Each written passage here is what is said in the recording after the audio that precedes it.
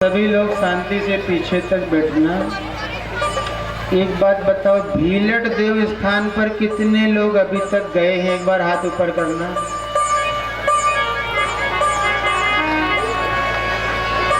भीलट देव बाबा आप सबकी मनोकामना पूरी करें। भीलट देव बाबा हमेशा, आज भी यदि कोई साक्षात ऐसा देव जो बांझन को पुत्र देने वाला हो, तो आज भी भीलट देव विराजमान है, जिन्होंने हजारों माताओं बहनों को संतान की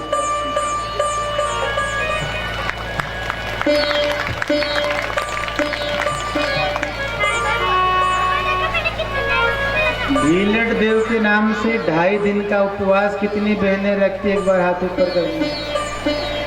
अरे सब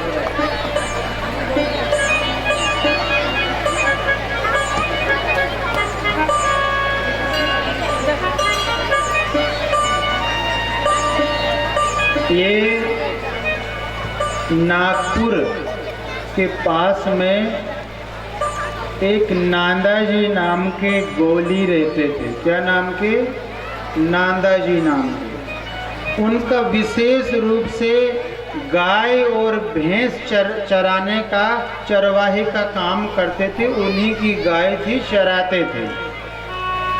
तो वह नांदाजी चराते चराते चराते गाय और भैंस वहाँ से चलते चलते चलते चलते वह उनको पता चला कि भैंसों को, गाय को पानी पिलाने के लिए बहुत दिक्कत होती थी गर्मी में, कि सारी नदियाँ सूख जाती है, हम पानी पिलाने के लिए इनको कहाँ जाएं? तो उनको किसी ने बताया कि अब एक काम करो, एक माचक नदी है। क्या नदी है?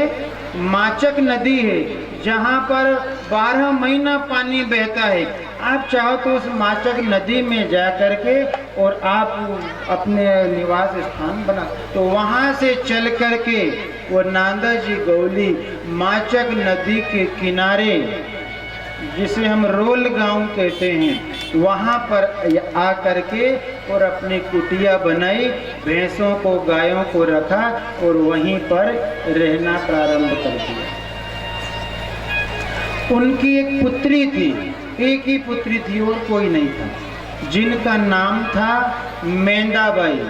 क्या नाम था? मेंदाबाई। तो इनके मन में ऐसा था कि ये मेंदाबाई भी बहुत ही धार्मिक और बड़ी बुद्धिजीवी बेटी थी। तो इनका सोच था कि इनका विवाह भी कोई ऐसे ही वर के साथ हो। तो यहाँ पर कुछ दिन रुके और कुछ दिन रुकने के बाद में एक रेवजी नाम के एक गोली थे, जो बड़े ही बलवान थे, जिनको रेलहन देव के नाम से जाना जाता है, जिनका स्थान बिल्धी जो है सिवनी मालवा के पास में, बिल्धी, वो बिल्धी के वहाँ पर उनका स्थान आज भी है और हमारे उधर बोड़ी पानी गांव में है। तो एक बार क्या हुआ, एक रात में शेर आ गया गांव में। तो वो शेर जैसे ही रात में गांव में आया, तो इनकी भैंस सब बंधी थी, तो वो शेर ने आकर के भैंसों का गला पकड़ना प्रारंभ किया और मारना चालू कर दिया। तो ये जो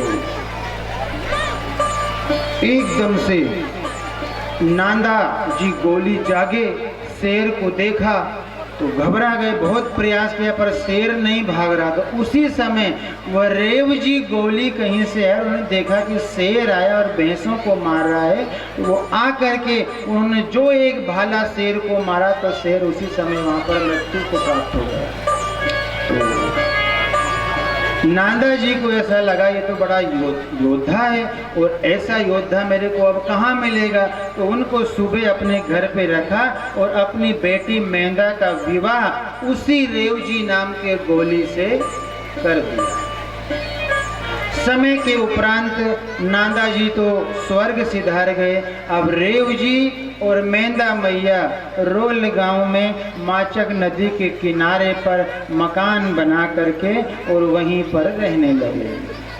समय बीता, विवाह का 1 दिन 2 दिन, महीना, 6 महीना, साल, 2 साल, 10 साल, 15 साल, 20 साल हो गए, पर इनको पुत्र रत्न की प्राप्ति नहीं हो रही थी।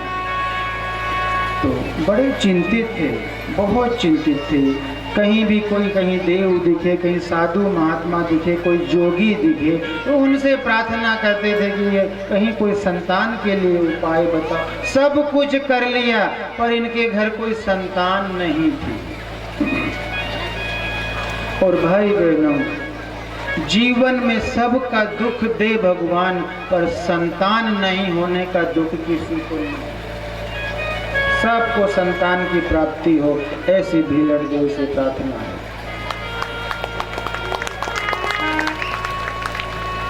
एक दिन इनको किन्हीं ने सलाह दी कि अब यहाँ कोई आपकी सुनने वाला नहीं है, आप तो एक काम करो, चोरागढ़ जाओ, वहाँ पर भोले बाबा और पार्वती मैया निवास करते हैं, उनसे प्रार्थना करना, यदि वो आपकी पुकार सुन ले तो आपको पुत्र रत्न की प्राप्ति हो सकती है। तो दोनों पति पत्नी ने दोनों हाथ बांधे कच्चे धागे से, जलती हुई सिगड़ी माथे पर धरी और धर करके नंगे पांव चोरागढ़ में प्रार्थना करने भोले बाबा से गए। चोरागढ़ गए और चोरागढ़ में पचमढ़ी में एक चोरागढ़ नाम का स्थान है, कोई गए हैं क्या वहाँ पे, जो बहुत ऊंचा है। उस चोरागढ़ पर भोले बाबा और पार्वती मैया, आज के समय में भी वहाँ पर बड़ी मुश्किल से जाया जाता है, तो उस समय तो कितना कठिन होगा। और वहाँ पर ये दो ही संघर्ष करते हुए पहाड़ों पे चढ़ते चढ़ते चढ़ते चढ़ते चोरागढ़ पर गए। मेंदा मैया और रेव जी प्रार्थना करी, निवेदन किया। भोले बाबा बैठे थे, पूछा कैसे आना हुआ, तो उन्होंने कहा दादा हमारे घर में धन धान्य की किसी बात की कमी नहीं है, कमी सिर्फ है तो संतान की, हमारे यहाँ संतान ने, आप कृपा करके हमें कोई संतान दो। भोले बाबा ने नेत्र बंद किए और देखा तो पाया आपके जीवन में तो 7 जन्म तक कोई संतान नहीं है, संतान नहीं हो सकती। तो मैया एकदम व्याकुल हो गई और व्याकुल होकर के एकदम डंडे की तरह चरणों में गिर गई। चाहे कुछ भी हो जाए, या तो हमारे प्राणों का यही हरण कर लो या मेरे को संतान दो, ये बांझ का नाम मिटाना। मैं गांव में रहती हूँ तो गांव की नारियां सुबह सुबह मुझे देख ले तो मेरे को अशुभ मानती है, वो मेरे से छुआछूत करती है, दूरियां बनाती है, ये बांझ है, ये बांझ है। मैं सुनते सुनते सुनते थक गई हूँ और हम सोच के आए दोनों पति पत्नी, या तो संतान देना या फिर आपके चरणों में हमारे प्राणों को आहूत कर ले। मैया पार्वती और भोले बाबा विचार करने लगे, संतान है नहीं, संतान कहाँ से दें। सोचा, बहुत देर तक मंथन किया कि 1 दिन 2 दिन 3 दिन वहाँ से जाने का नाम नहीं ले रहे थे। तो इनकी करुणा को देख करके भोले बाबा को दया आ गई। भोले बाबा ने सोचा ये संतान मांग रहे, संतान है नहीं, कुछ ना कुछ उपाय इनके लिए करना चाहिए। तो इनके पास वो जो राम कथा में चर्चा आती है कि सती जब हवन कुंड में आहूत हुई थी तो भोले बाबा ने अपनी जटाओं को धरती पर मारा था, जिससे वीरभद्र प्रकट हुए थे, जिन्होंने यज्ञ विध्वंस किया था। वह शक्ति इनके पास थी। तो भोले बाबा ने विचार करके और कहा कि देखो, मैं आपको मेरी सबसे बलवान शक्ति आपको पुत्र के रूप में दे रहा हूँ, ठीक से रखना, अच्छे से रखना। बांझन का नाम तो मैं मिटा दूंगा तुम्हारा, पर जरा भी यदि तुम मेरे को भूले या मेरे बेटे की कोई कदर नहीं करी तो मैं तुरंत वापस मंगा लूंगा। उन्होंने कहा आप तो दो, बांझन का नाम मिटाओ, मेरे को किसी तरह दो। तो भोले बाबा ने उस वीरभद्र को इनके गर्भ में प्रवेश करवाया और ये वहां से वापस लेते। रोल गांव में रहने लगे। रहते रहते 1 महीना, 2 महीना, 6 महीना, 8 महीना, 9 महीने के अंतराल में एक दिन मंगलवार का शुभ दिन, कौन सा दिन? मंगलवार का, जो आज भी भीलड़ देव का शुभ दिन यदि कोई सा है तो वह है मंगलवार। मंगलवार के दिन भीलड़ देव महाराज के यहाँ जाकर के कोई भी प्रार्थना करते हैं तो वो आज भी पूरी होती है। मंगलवार के दिन भीलड़ देव महाराज का जन्म हुआ। ऐसी विलक्षण शक्ति, जैसे ही जन्म हुआ तो जन्म होते ही गांव में जितने जन्मे हुए बालक थे वो सब के सब मृत्यु को प्राप्त हो गए। विलक्षण शक्ति आई। गांव के लोग घबरा गए, अरे ये बांझन थी, ये बांझ ने पता नहीं कहां से जादू टोना करके इनके यहाँ बालक आया, और वो बालक के आने से सारे बच्चे हमारे बच्चे को तो सब डंडा ले लेकर के पूरे घर के लोगों को घेर लिया। हमारे बच्चे ले लेकर आए, इनको जीवित करो, जीवित नहीं करोगे तो तुम्हारे बच्चे को भी मार डालेंगे। तो थोड़ी देर भीलड़ देव ने जरा सी लीला दिखाई।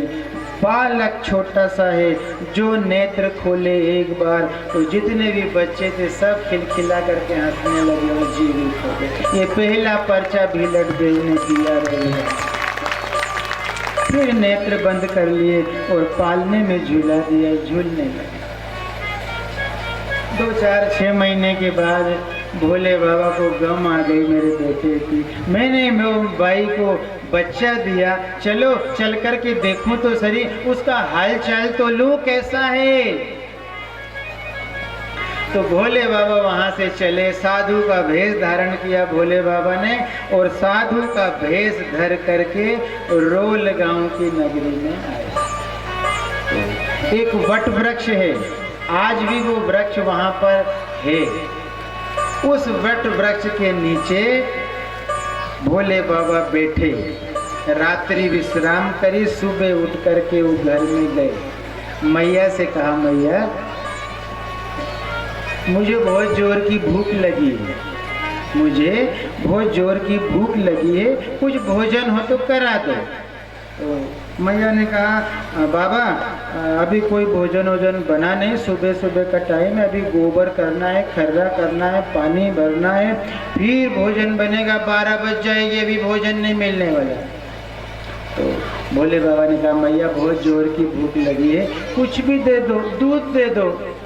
दूध नहीं है, दूध भरे हंडे के हंडे भरे हैं, और मैया कह रही दूध नहीं है।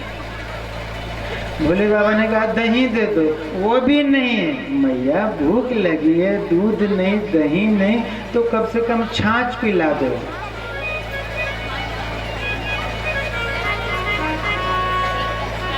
चांद न बदला, सूरज न बदला, न बदला आसमान, कितना बदल गया इंसान। हम जब हमारी अटकी रहती नहीं, जब भगवान के यहाँ जाके लोट लगाते, लोट लगाए, काम पूरा हो जाए तो दूर से टाटा करते निकल जाएगा। अभी मैया नाक रगड़ करके आई है, बच्चा पा लिया है, तो बाबा को छाछ पिलाने के लिए भी तैयार है। बाबा भी जिद्दी है, आखिर में गए और जाकर के बैठ गए, और बैठ करके जप करने लगे। जप करते करते करते करते करते शाम हो गई। बाबा बैठा है। मैया ने कहा, बाबा यहाँ से जाओ, अब हमारी गाय आने वाली है, भैंस आने वाली है, वो यदि आ गई तो तुमको मारेगी, वो मारने वाली गाय है हमारी, चले जाओ यहाँ से। उन्हें कुछ तो खिला दो। कुछ नहीं, साधु मारा कौन, बाबा की को मुंह लगाए, उन्हें के जान दो, ये आज खिला देंगे, घर छोड़ेगा नहीं, 2, 4, 8 दिन यहीं डटा रहेगा। मैं अकेली हूँ काम करने वाली, बच्चे को संभालूंगी, गाय भैंस संभालूंगी, ये बाबा को संभालूंगी, उनके इसको जान दो आज। शाम हो गई। चौरिया भोरिया 2 इनके कुत्ते थे जो गायों के साथ में जाया करते थे। 2 इनके गाय में 2 बैल बड़े बड़े हुआ करते थे, जो कि कोई भी आदमी को देख कर के मारते थे, तो उन्होंने उनका डर बताया, पर बाबा नहीं डटे, बैठे रहे। रात हो गई, गाय को सबको उसी आखिर में कौन दिया, भोले बाबा भी धुनी रमा करके बैठ गए। भोले बाबा है साहब, गाय सब उनकी परिक्रमा दे रही और प्रणाम करे, मैया फिर भी नहीं समझ में आई। सुबह हो गई, बाबा ने कहा इनको कुछ खिलाओ पिलाओ और विदा करो। मैया ने कहा अभी बनाऊंगी, आज तो खिलाऊंगी, अभी साबी दोपहर में इनको भोजन बनाऊंगी। तो बाबा तो गए भैंस लेकर के, गाय लेकर के, मैया सब घर का काम करके और माचक नदी में एक गुंड लेकर के, घगरा गुंड लेकर के पानी भरने जा रहे हैं। बाबा बैठे हैं, मैया गुंडी धो करके पानी भर रही। उसी समय एक बंदरिया पेड़ पर अपने पिल्ले को लपकाए हुए वो इस डाली से उस डाली में कूदे। कौन? बंदरिया। तो मैया ने कहा, नंदा मैया ने, अरे बंदरिया तेरे अंदर कोई अक्ल, ऐसे कोई अक्ल है कि नहीं? तेरी पिलकी तेरे छाती से चिपकी और तू इस डाल से उस डाल कूद रही है, कहीं पिलकी गिर गई तो वो बंदरिया को पूरा ज्ञान था, इनकी पूरी कहानी पता थी उसको। बंदरिया ने कहा, अरे बहन मेरी पिल्ली तो छाती से चिपकी हुई मेरे पास में है, तेरा जो झूले में सोया है उसको जाकर के देख है कि नहीं है। एकदम इसको याद आई, बहुत देर हो गई, नहाते धोते जाते मेरे, तो उन्होंने कुछ भरा पानी, कुछ नहीं भरा और भागते भागते रोल गांव के तरफ प्रस्थान हुई, घर के तरफ। उसी समय भोले बाबा ने कहा, 2 दिन से बैठा हूँ भूखा प्यासा, कुछ खिलाना पिलाना कुछ कर नहीं रहे हैं, ऐसे घर में मेरे बेटे वीरभद्र को नहीं रहने दूं। तो उन्होंने वो बच्चे को गोद में लिया, झोली में रखा और उस झूले में एक नाग गले से उठाया और उस नाग को झोली में रखा, कपड़ा ओढ़ाया और भीलट को लेके भोले बाबा चल गए। मैया भागते भागते आई और आकर के जैसे ही देखा झूले में, तो जो झूला उघाड़ा तो एक नाग को देखा, बच्चा नहीं है, तड़प गई, बाप रे बाप मेरा बच्चा कहाँ गया। ये तो नाग एकदम रोने लगी, गाने लगी, हो ना हो जो बाबा आया है उसी ने कुछ ना कुछ जादू तो ना किया है। भोले बाबा उस बच्चे को लेकर के जो चले, तो वहाँ से चलते चलते चलते अपने जो भीलड़ देव का स्थान है, इस भीलड़ देव के स्थल पर आ करके और उस बच्चे को लेकर के भोले बाबा ने रात्रि विश्राम करी। और जब से भीलड़ देव को लेकर के भमोरी देव जिसको कहा जाता है, क्या भमोरी देव, यहाँ पर उन्होंने रह करके विश्राम किया, तब से यह भीलड़ देव का स्थान हमारे क्षेत्र में। यह भीलड़ देव का स्थान दुनिया में भीलड़ देव के स्थानों से सबसे बड़ा स्थान इसलिए है कि यहाँ पर भीलड़ देव के साथ में भोले बाबा भी विराजमान है। और भोले बाबा ने भीलड़ देव को वरदान दिया कि हे भीलड़ देव, जाओ मैं तुमको वरदान देता हूँ कि जो भी व्यक्ति तुम्हारे द्वार पे आकर के प्रार्थना करेगा, गाय के गोबर के उल्टे हाथे लगा करके बिना हाथ धोए 5 परिक्रमा उल्टे लगाएगी वह नारी और यहाँ बच्चे के लिए प्रार्थना करेगी, तो उनको निश्चित रूप से मेरी तुमको आशीर्वाद है कि हर नारी की मनोकामना पूरी। इस दरबार में जो भी व्यक्ति प्रार्थना लेकर के आएगा, नौकरी में, धंधे में, व्यापार में, किसानी में, जिस भी क्षेत्र में यहाँ प्रार्थना लेकर के आएगा और यहाँ से 5 गेहूं के दाने लेकर के वो खेत में रखेगा तो खेत में भंडार भरा रहेगा, घर में रखेगा तो घर का भंडार भरा रहेगा।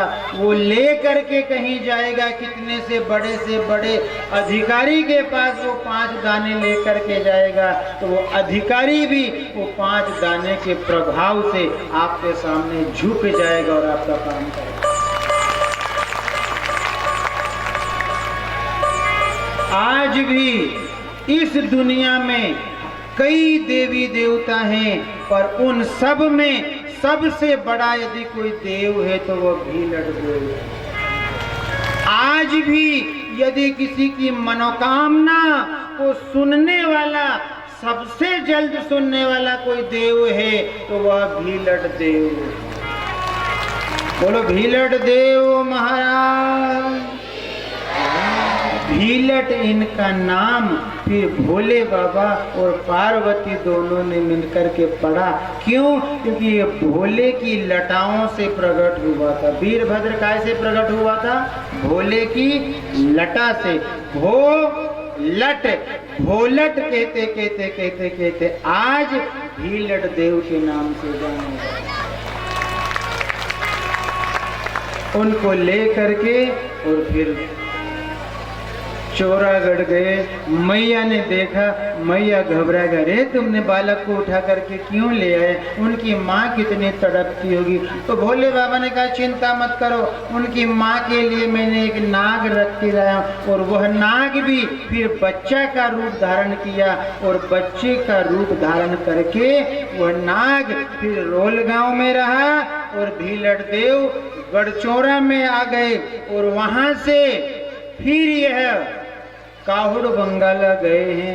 और काहुड़ बंगाला की कथा थोड़ी सी लंबी है, अपन कल करेंगे बंगाला की थोड़ी सी कथा करके और राम कथा का विश्राम करेंगे।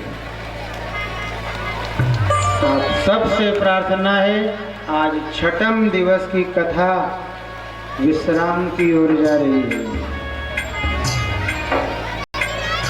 हमारे समेत भैया पधारे हैं।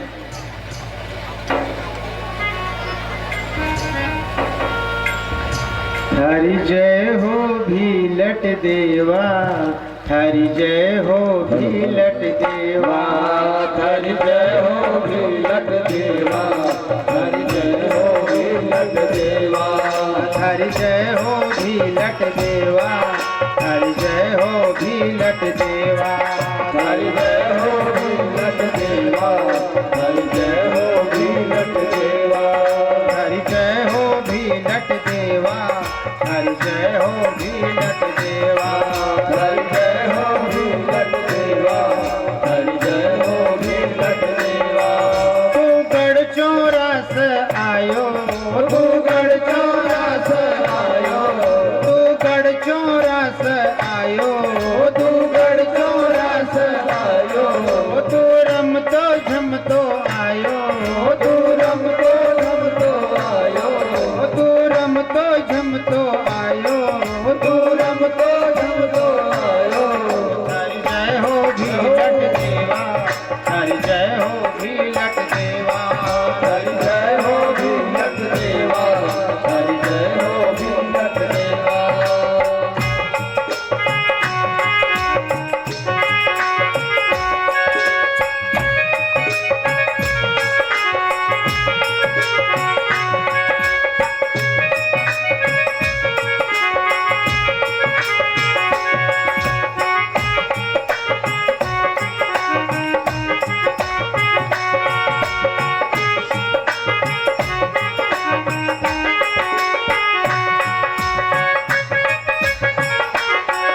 बोलो भीलट देव महाराज की।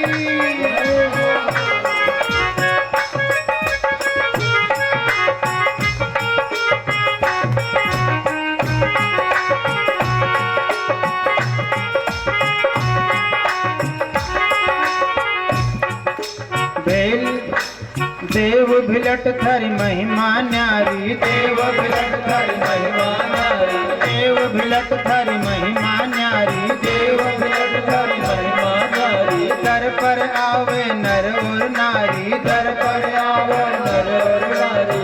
पर आव नर और नारी, दर पर आव नर और नारी। देव भिलट धर महिमा न्यारी, दर पर आव नर और नारी। देव भिलट धर महिमा न्यारी, दर पर आव नर और नारी। देव भिलट धर महिमा न्यारी, दर पर आव नर और नारी। देव भिलट धर महिमा न्यारी, दर पर आव नर और नारी। महिमा कसी लगाई, तोड़ महिमा कसी लगाई, तोड़ महिमा कसी लगाई, तोड़ महिमा कसी लगाई।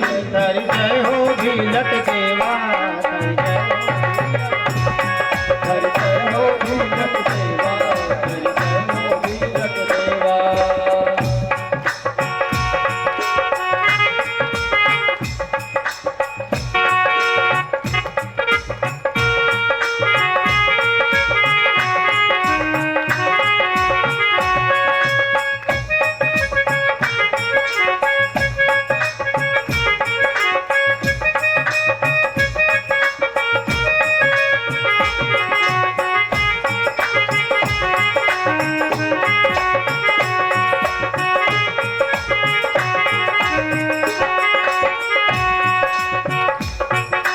देव भमोरी स्थान तुम्हारा, देव भमोरी स्थान तुम्हारा, देव भमोरी स्थान तुम्हारा, देव भमोरी स्थान तुम्हारा। द्वार पे आवे भक्त उतारा, द्वार पे आवे भक्त उतारा, द्वार पे आए भक्त सारा, द्वार पे आए भक्त उतारा। देव भमोरी स्थान तुम्हारा, द्वार पे आवे भक्त सारा। देव भमोरी स्थान तुम्हारा, द्वार पे आए भक्त सारा। देव भमोरी स्थान तुम्हारा, द्वार पे आवे भक्त सारा। देव भमोरी स्थान तुम्हारा, द्वार पे आए हरि महिमा प्यारी प्यारी, हरि महिमा प्यारी प्यारी, हरि महिमा न्यारी न्यारी, हरि महिमा नारी नारी।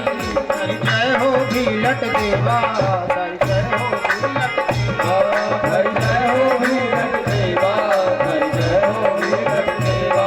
हरि जय हो भिलट देवा, हरि जय हो भिलट देवा, हर जय हो भिलट देवा, हर जय हो भिलट बोलो देवा। भिलट देव महाराज की जय।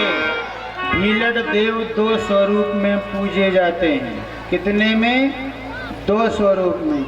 एक स्वरूप हमारे क्षेत्र में भिलट देव को हम वीरभद्र के नाम से पूजते हैं, और इस क्षेत्र में जहाँ नागलवाड़ी और उनके पूरे परिसर में भिलट देव को नाग देवता के रूप में पूजा जाता है। नाग देवता के रूप में इसलिए पूजते हैं कि भोले बाबा को लेकर के, भोले बाबा ने लेकर के भिलट देव को तो गढ़चौरा चल दिए, पर जो गले का नाग था, जो झूले में डाला हुआ था, वह गले का नाग भी बाद में बालक बना और उनका नाम भी भिलट ही पड़ा।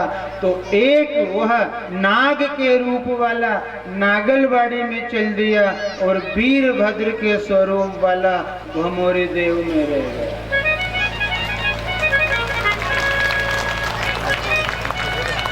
और यह स्थान आपसे कहा है इसलिए महत्वपूर्ण है कि यहाँ पर भोले बाबा ने उनको साथ में रह करके और इस पवित्र स्थान पर रात्रि विश्राम किया और ले जा करके गढ़ चौरा पर रखा। और फिर भिलट देव सभी देवताओं में महान इसलिए अधिक हो गए कि भोले बाबा और मैया पार्वती दोनों ने